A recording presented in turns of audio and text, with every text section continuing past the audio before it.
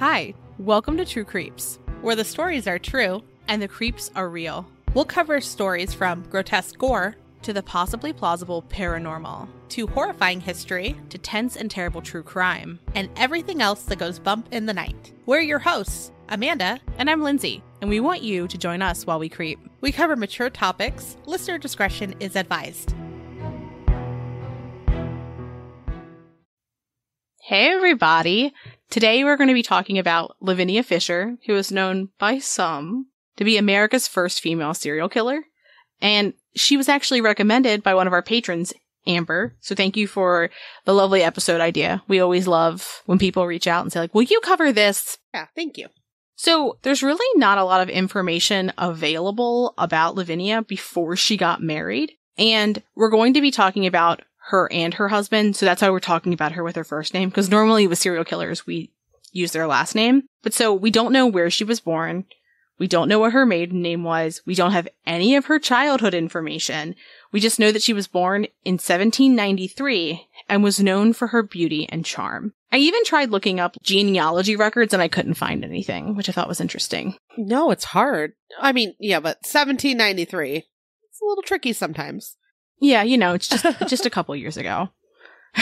We recently had another episode where we started with the legend of the crime and then talked about the actual crime. And what's interesting is that there's kind of a similar format to today's episode as well, because there's a more dramatic telling of this story. And so we're going to start with that, and then we'll shore up on the details after. So Lavinia married a man named John Fisher, and that's how she became Lavinia Fisher. They lived close to Charleston, South Carolina. And at this point, Charleston was a major metropolis in the United States. And it was actually only second to New York City in population, which seems wild. Right? Yeah. Lavinia and John owned a hotel called 6 Mile Wayfarer House. And it was called this because it was 6 miles outside of Charleston. Original. What would you name your hotel that was 6 miles out? I mean, there is no other name. That's the only name. And spa, maybe? And spa. Well, I think it depends on if you're going to have ghosts that give massages, you know? I mean, who wouldn't want that? I don't know. You know, I want a ghost face massage. But anywho, if you're thinking of 1793, people are not getting around by car at this time, right? As you often are. As they often are. And so 6 miles isn't necessarily close. Now when I think, oh, it's 6 miles out of town, I'm like, that's literally nothing. That's just like a few minute drive. Right. But they're like, ugh, this is going to take forever on this horse. So it was considered outside of town. And because of that, it was popular with gangsters and highwaymen. And I was like, I think I know what highwaymen are. Yeah, the idea at least. Yeah. My assumption was correct. But they're people who would steal from travelers. And typically, and this is very important, they traveled and robbed people while on horseback. And that's an important distinction because robbers who rob people like peasants on their own feet rather than on a horse's feet were known as footpads. And highwaymen were considered socially superior to footpads. Well, yeah. And I just like the idea that there's like a social hierarchy of like people doing the same crime in the same place, but one person's on a horse and the other person isn't, like, fascinating to me. Well, one's gonna travel faster and be able to do more and hold more. I mean, I guess. Like, they're gonna be better at it. Are they? Yes. Because one of them has to hold be in charge of a horse while they're doing other things. Well, the horse is their friend and is in on it. Oh god, they're like evil horses? Yeah. Yeah. The horses are in on it. You heard it here. Clip, clop, clip, clop. The world's first truly evil animal is just the evil horses of the late 1700s. Maybe. You don't know. They travel. These are the ghost horses. So what's interesting is when you think at like when were these types of criminals popular? Pretty much since people started traveling by roads, which makes sense, right? I think it's interesting because now you have carjackers and stuff, but you don't think, oh, I'm going to be on a long stretch of highway. I need to be weary of people in cars next to me trying to rob me. That's not a thing. Is that why they developed windows? So you can just roll up your window?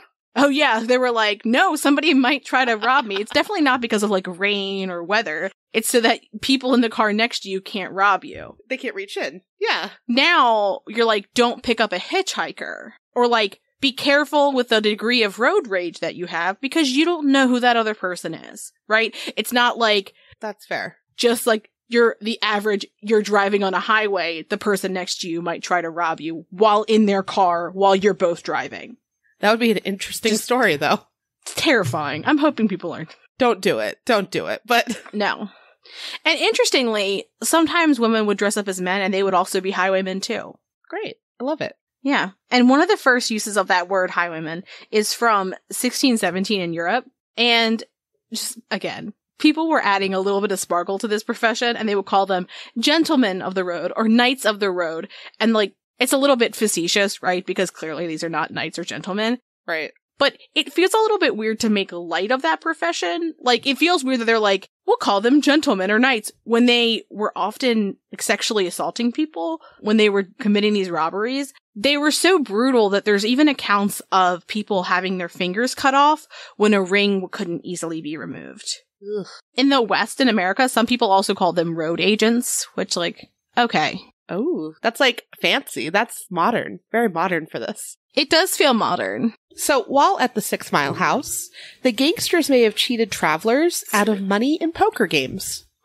We've been talking a lot about old-timey gambling lately. I am drawing a blank on every single instance other than this moment. We were talking about the gangsters at some of the hotels. Their ghosts may be there. And then last week was Galveston. Yes, okay. Yeah, because we talked about bathtub gin in relation to this. Okay. It got me there. Uh-huh. Yes. We're really on a kick. So, in addition to criminals being popular guests, they also had people who were visiting the area to trade or sell goods. This meant that they were typically carrying a lot of money or products.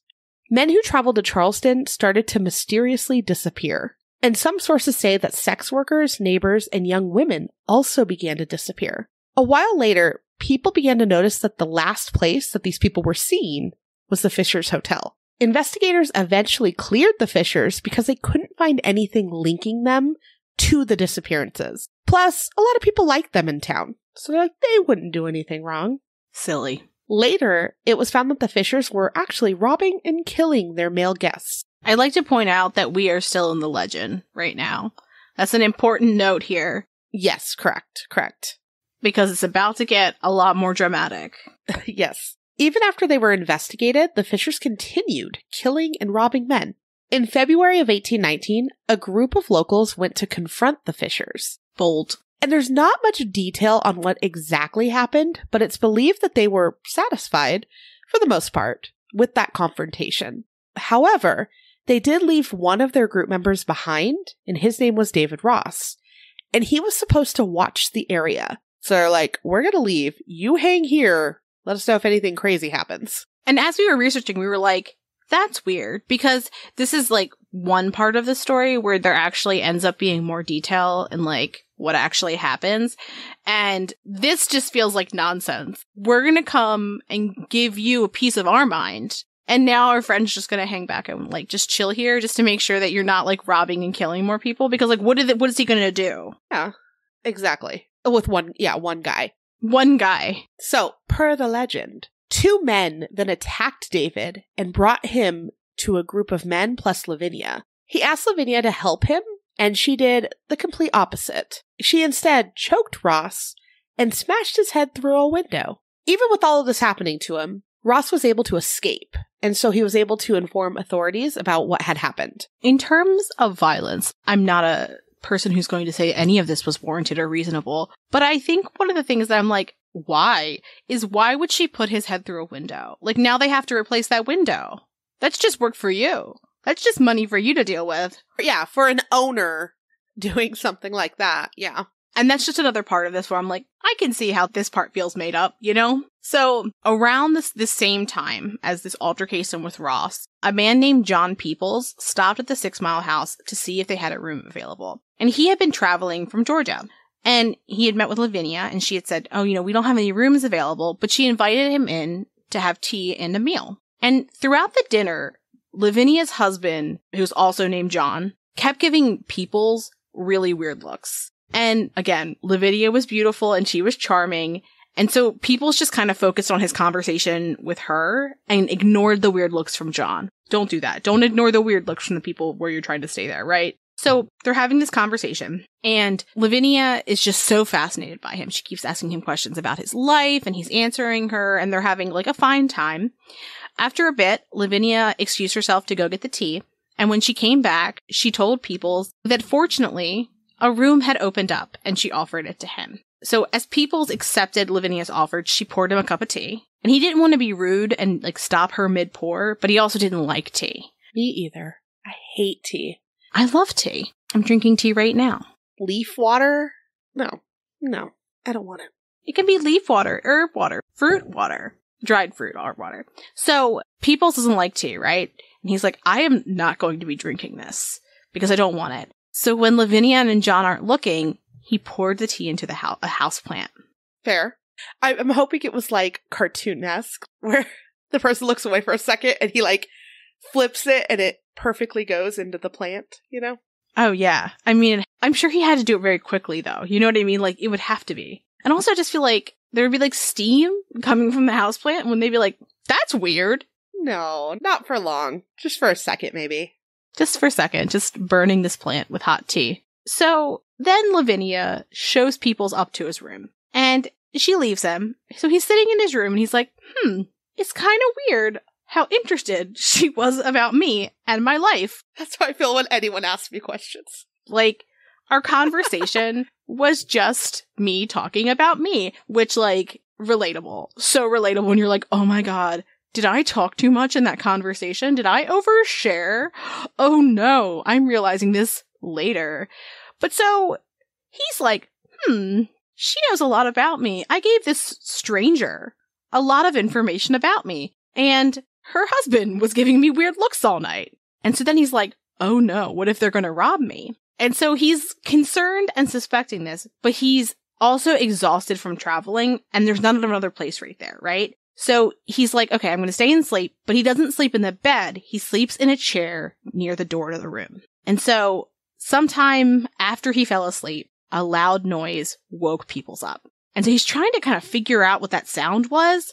And that's when he noticed that the bed in the room had disappeared. That's intense. And where the bed had been, there's a large, deep hole beneath the floor. And then Peoples, brilliantly, does not investigate. He just gets the fuck out of there. He jumps out the window, gets on his horse, and rode to Charleston to inform the authorities. 6 miles away. 6 miles away, but 10 out of 10. Do not go look in the big hole where the bed was, right? No, never investigate. You leave. You can see that the floorboards aren't just like cracked and splintered. Something is up. Yeah. So law enforcement then arrested the Fishers and the two men who had been working at the hotel with them. And the 6 Mile house was extensively searched. And the grounds were also excavated to search for remains. During their search, law enforcement realized that there were several hidden passages throughout the hotel, and then they found dozens of items that belonged to the missing travelers.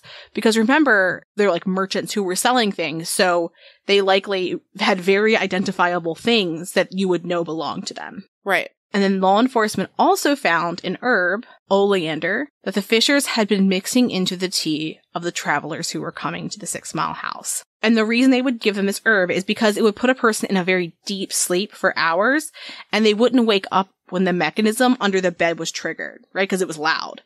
And then John would stab them in the basement. What a plan. A very intense plan. I'm not advocating for this at all, but you could bludgeon them the second they walked in and just be done with it. You know what I mean? You could strangle them when they were first getting there. We don't need to go into the specifics. I just feel like there's a lot of better ways to do this. Yeah. It seems really elaborate for the time period. It seems really elaborate for this. Why do you need them to be asleep?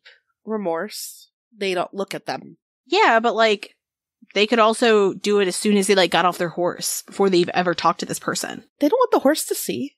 That's how you get evil horses. It's a trauma. Okay, so it's believed that at least some of the men may have died from oleander overdose before they were stabbed, because the difference between poisoning someone and putting them to sleep, I would imagine, is not a lot of oleander. And I was like, I thought oleander was just like a type of flower. I didn't realize it was a type of shrub. And I also didn't realize that there's a lot of different varieties and they all kind of look different. The flower colors vary and the heights of the shrubs vary, and that they're super resilient. They can grow here. Some varieties are more resilient than others, like the Arizona one that Amanda has. And they don't take a lot of nurturing. Nope. They can be heat and drought resistant, aka Arizona resistant. Yep. And they can grow in seaside gardens too, which is interesting because that means that they can withstand sea salt on the wind, which I would imagine would be pretty harsh. Yeah, they're everywhere here. And they grow very well in South Carolina, which is where we are. And when you're thinking of poisoning, even a small amount can cause death or severe illness. So I don't think that they would need to be really dosing things. They could just do a little bit. So Pliny the Elder wrote about oleander and described its flowers that look like roses and noted that it was poisonous. Uh-huh. And we've talked about Pliny the Elder's writings in a couple of our episodes. We talked about him in our mermaids episodes. We talked about him in Halloween Myths and Mysteries. And he had very interesting ideas about the full moon and madness. Yes. If you are newer to us and you haven't listened to that, that was like, our first year of recording that we did a little deep dive into Halloween. That's a fun one. I do like that episode. But we also talked about his nephew, Pliny the Younger, in our ghost episodes, which I thought were chock full of Plinies. So some sources say that investigators found several hundred sets of human remains in the basement, which makes me just think that that's a very big basement to be able to hold that many. A very big basement that can hold smell very well. It would have to, yeah. So, in this legend, the Fishers were both found guilty of several murders and robberies and were sentenced to hang. We're going to talk a little bit more about some other parts of the legend later as they're kind of dispersed throughout the actual facts as best we can find them. Yeah. So, as with any old-timey murder, the details and the legend are sometimes hard to tease apart. It's hard to decipher which goes to which because they're very similar, but also very different. Historical records suggest that only 2 bodies were found, not hundreds. And in the book 6 Miles to Charleston, The True Story of John and Lavinia Fisher by Bruce Orr, he notes that the 2 bodies that were found were a white man in a fresh grave that was close to the woods around the 6 Mile house, and he had been shot, and his remains were next to a young black woman who had been buried roughly 2 years prior. So much different, right? It's also important to note that at this time, slavery is still legal. Right. Yeah. Orr also states that the basement full of bodies, the oleander tea, and the trapdoors were all fabricated, which makes a lot of sense, right? Yeah, it's because, again, it seemed like doing a lot. A lot. I feel like people in modern times would have a hard time creating this whole thing, too, with the trapdoor, where the bed could still go back up so they could do it again. Right? Mm-hmm. Also, if you're stabbing them on that bed, are you replacing the bed or is this chock full of blood? Do you see what I'm saying? Right. There's so many little holes in this. Yeah, there's a lot of questions that arise from the story. Right. He also points out that the bodies that were found did not show clear evidence that the Fishers had murdered the people, so the Fishers were not charged with murder. Orr also notes that the FBI defines a serial killer as a person who has killed more than 3 people in a time period greater than 30 days. So Lavinia would not qualify. So she's in fact not America's first female serial killer. No. There's a newspaper article from the Charleston Courier that was published on February 22nd of 1819, and it gave a little bit more detail about when the group of neighbors confronted the Fishers. The one where we're like, that's kind of weird. Mm-hmm. But in the article, it talks about how the Fishers and their accomplices were basically threatened and they were told that they had to leave town. And originally the group wanted to burn down the house. But instead they thought, what we should do is we should just put one of our people in charge of the house. So we'll leave this person here. Still doesn't seem like the best idea. It's very different. But it makes more sense than we've yelled at them, and now we're keeping someone here to watch the house. I guess. After the Fishers left, they came back and they beat up the person who had been left in charge. And the person was able to escape and run into town. And what we're thinking is that's David Ross from the legend. It's very similar. Mm-hmm.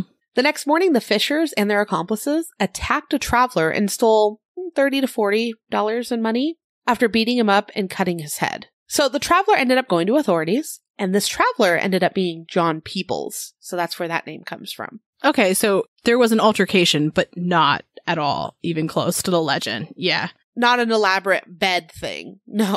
Yeah.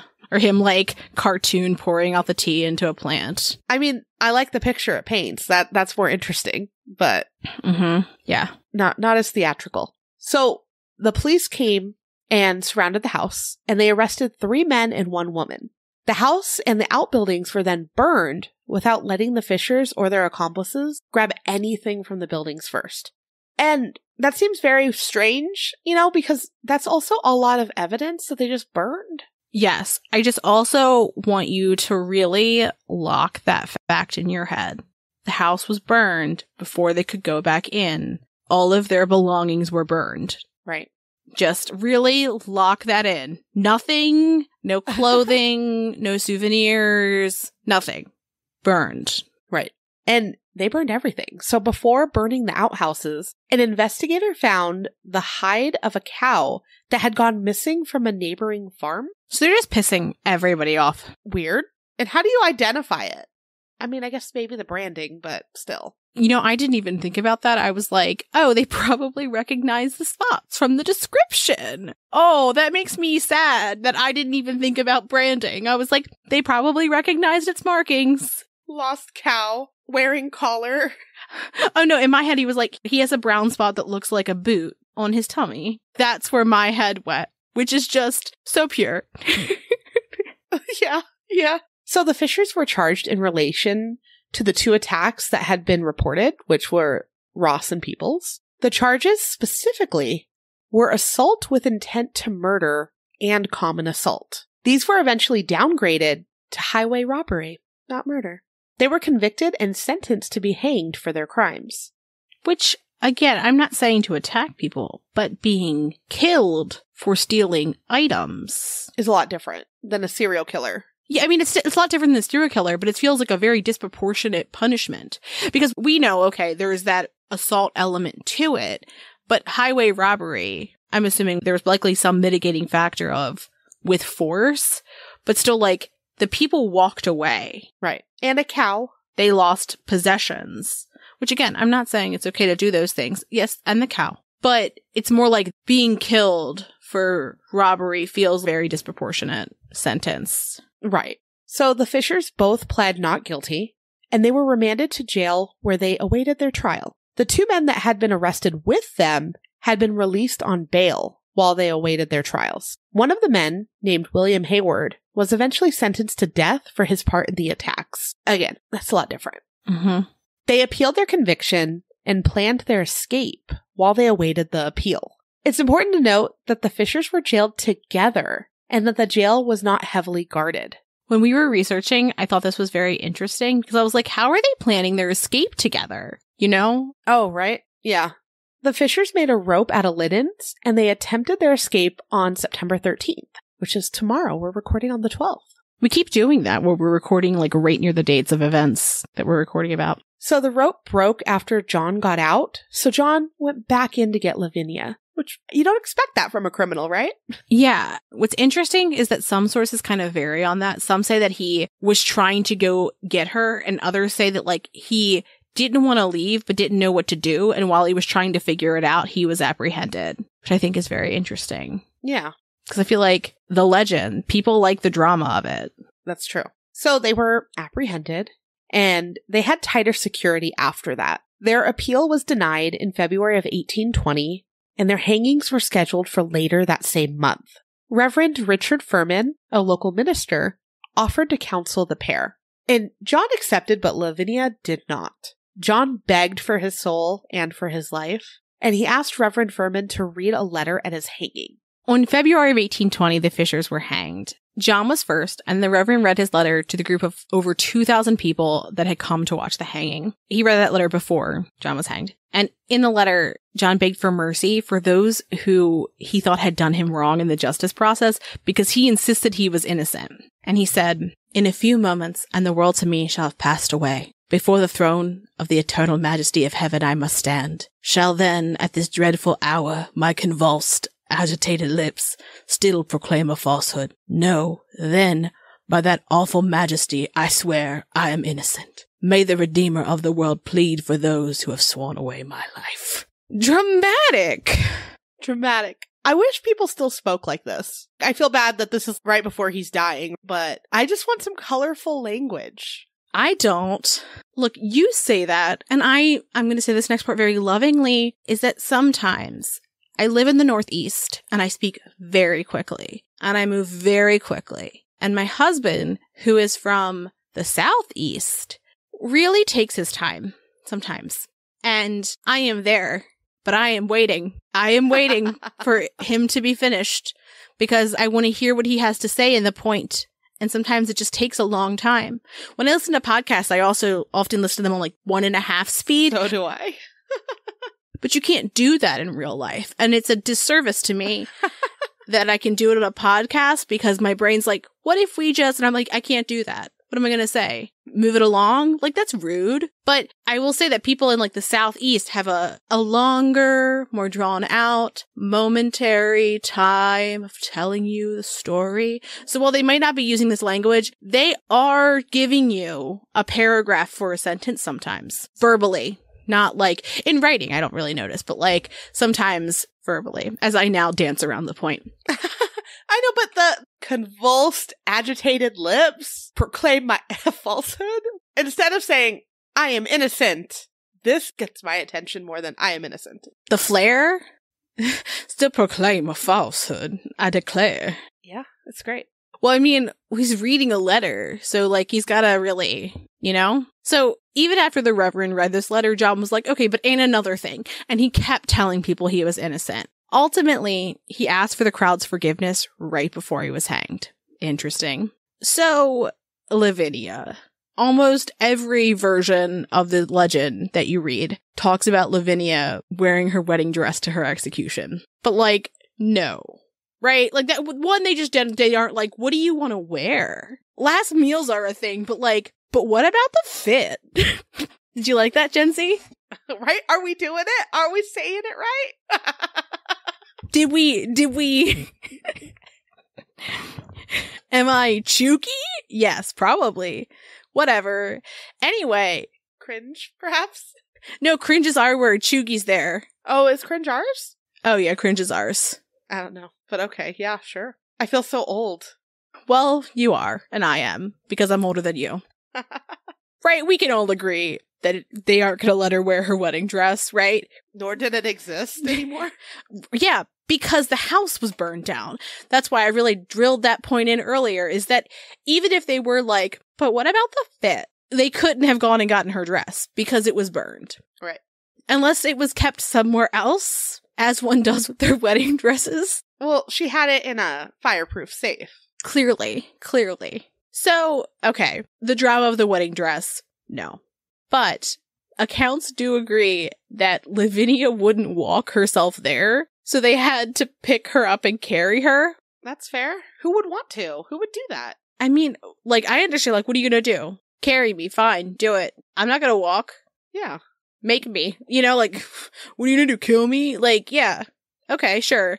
Go for it. But Lavinia was very sure she was going to be pardoned by the governor because she was a woman. I would also say, like, maybe because it's an unreasonable sentence for robbery. Right. It's not like she did good things. She did bad things, but yeah. No, I'm saying she's bad things. Be in prison forever. But hanging for robbery? Yeah. I also, we didn't see the extent of these injuries, but it just feels disproportionate. It does. Anything less than death that doesn't involve children doesn't make sense in my brain as a death penalty offense. But anywho, some sources say that she screamed and raved while they carried her, and that when she was at the gallows, she screamed at the crowd and blamed them for her conviction. So we see two different versions of what she said. One version says, if you have a message you want to send to hell, give it to me, I'll carry it. And then the other version is, if you have any message for the devil, tell me now, for I shall be seeing him shortly. and that she jumped off the scaffolding herself before they could execute her, so that she died, and that her body was dangling over the crowd. Okay, she's saying she's going to hell. Interesting. Yeah. However, other sources say that Lavinia claimed her innocence, she begged for mercy from the crowd, and that she kind of then yelled about the governor because she wanted him to pardon her. Right. Eyewitness accounts state that Lavinia did not jump from the scaffolding and that the execution proceeded as normal. They just had to add more to it to make it more interesting. Mm-hmm. So interestingly, Orr suggests that the deaths may have been fabricated to seize the land for a new naval base by the governor. But apparently, President James Monroe wasn't really impressed with that area, and the naval base wasn't even built for another 80 years. So it doesn't really make sense. As always, we love to talk about ghosts, right? And a lot of people think that Lavinia is still around. So very soon after her death, people in Charleston began to report seeing the apparition of Lavinia in the old jail where she had been held. And apparently they would see her face between the bars of the cell where she had been kept. So she was just like looking down at them. And a lot report that she would be looking out the window towards Magazine Street. And that's pretty common with hauntings, right? Like people will spot someone looking down through a window. So fair. Also, people began to report seeing her walking around the neighborhood and the cemetery after the Great Earthquake of 1886. I love the idea of a ghost being just like shook out of a building and now she can free range. Right. That's what I was thinking. I was like, so the earthquake opened the building so she could sneak out? What happened? Yeah. Little off topic. Oliver loves this series of book called The Haunted Library. It sounds amazing. And the initial book, the ghosts get trapped in the wind. Like they accidentally go outside and the wind blows them away and they have to try to find their family of ghosts again. Oh, God. And that's what it reminded me of, is like the earthquake moved the ghost. Yeah. But in the books we read, it's the wind. They're afraid of the wind. This absolutely tracks for a book you would be reading with your child, by the way. Oh, yeah. We have the whole series. Yeah. And they call people solids. I do enjoy that. It's so cute. Anyways, people reported seeing her also in white. So perhaps her wedding dress that got burned? I like to think that if you're going to be stuck on Earth while you figure out your ghost ship before you get your ghost therapist, that you will at the very least be able to pick what you're wearing and aren't just stuck in like what you wore at the time of your death. That's fair. I hope so. Sometimes when I think of going out and I'm like, oh, I'm wearing this today. It's not my favorite, but it's what's clean. Mm-hmm. I don't want to haunt people in this. Yeah, no, I understand. I just got my eyebrows like tinted today. And the idea of what if I had like a bad eyebrow day and that's the day I died and I had a bad eyebrow day. But you know what? I would go find a ghost therapist, get my shit worked out, move on to the next life. I solved my own problem. Done and done. Perfect. Well, she is known as Charleston's Woman in White because remember, they're everywhere. The woman in white. Yeah, every town's got to have them. I don't know why. So, look, do we like to reference old episodes? Yes. Do we say the same phrases over and over again? Yeah. Woof, boy, do we, right? But you know what else we just generally like to do? Talk about how Zach Bagans is a douche. Amanda had no clue how I was going to introduce this section. So she's just like, let's see how bad this is. But like, in our outline, I do have the word, ugh, written out because, come on.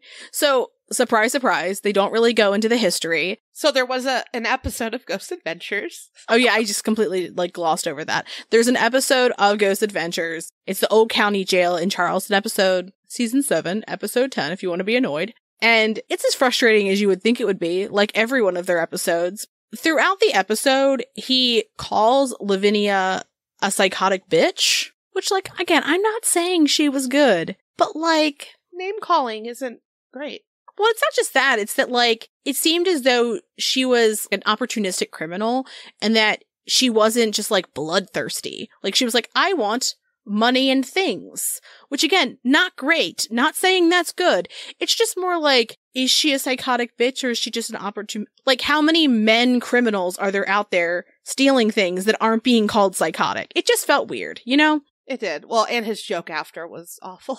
Yeah, well, and he says, quote unquote, I somehow seem to attract psychotic evil women.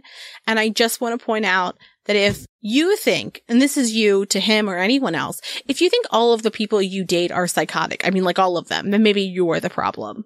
And it could be either that you are choosing bad people or that maybe they're not the ones who are crazy. But starting at the beginning of this section, there's a dramatization of the hanging, and it is the worst dramatization I've ever seen.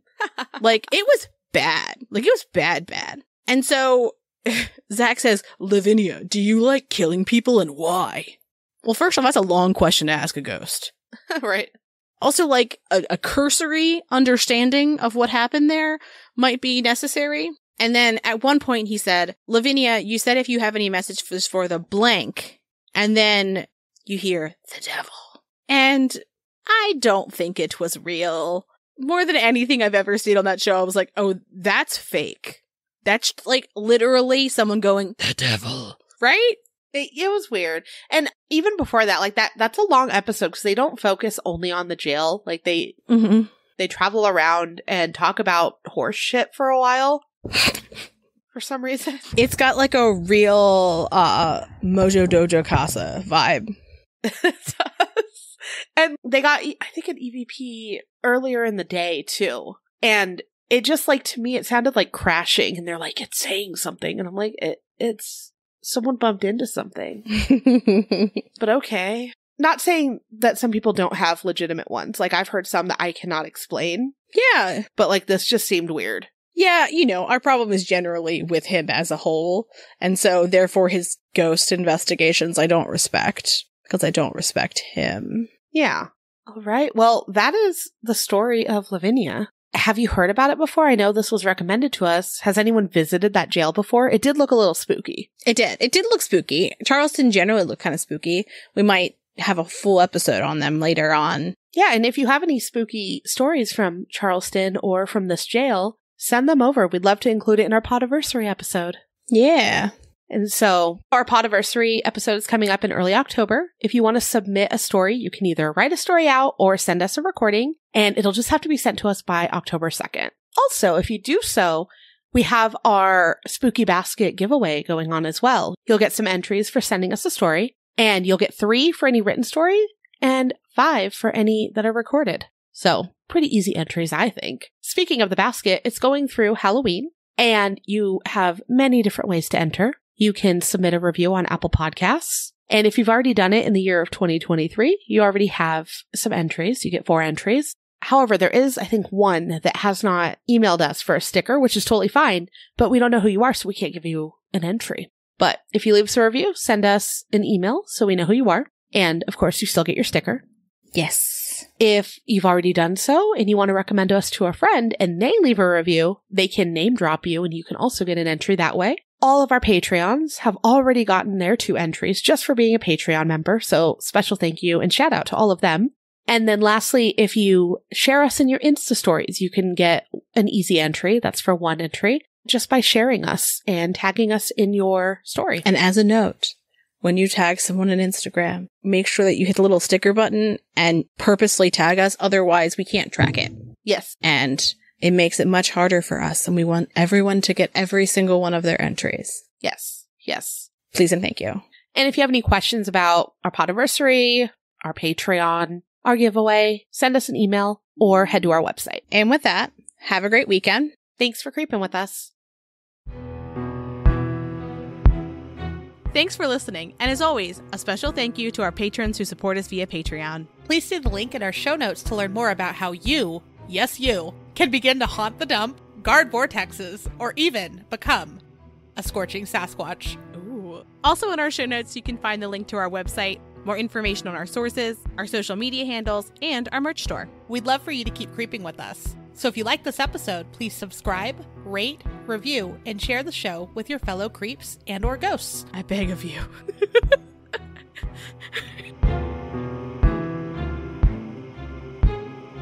Pliny the Elder wrote about oleander, and he described that its flowers looked like rosins. Oh my god, rosins. What the fuck's a rosin? Moo! God damn it! I was on a fucking roll! Dad, stop listening right now. Right now. Don't listen to anything else. They couldn't have gone and gotten her dress because it was burned. Right. Unless it was kept somewhere else, as one does with their wedding dresses. Well, she had it in a fireproof safe. Clearly. Did you ever preserve yours? I think mine is in my parents' closet. No, what am I going to do? Wear it again? She'll never be that skinny. I'm the she.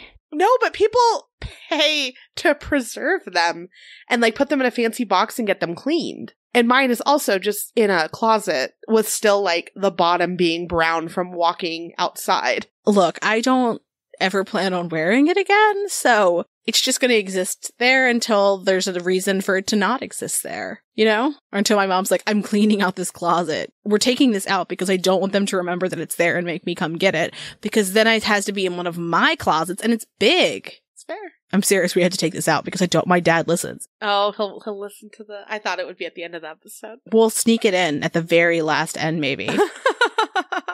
No, that's not fair. I don't get to store things in people's closets. You can't either.